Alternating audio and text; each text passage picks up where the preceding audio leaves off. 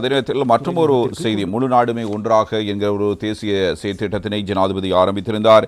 இந்த நிலையில் போதைப் பொருட்களோடு தொடர்பட்டவர்களை கைது செய்வதற்கான நடவடிக்கைகள் எடுக்கப்பட்டு வருகின்றன. அவ்வாறான ஒரு தகவலாகவே இந்த தகவல் அமைகிறது. இந்த முழு நாடும் ஒன்றாக சோதனை 3 நாட்களில் மாத்திரம் 3361 பேரும் கைது செய்யப்பட்டிருப்பதான மற்றும் ஒரு கட்டமிடப்பட்ட செய்தியினை தினக்குரல் பத்திரிகை இவ்வாறு கொண்டு வந்திருக்கிறது.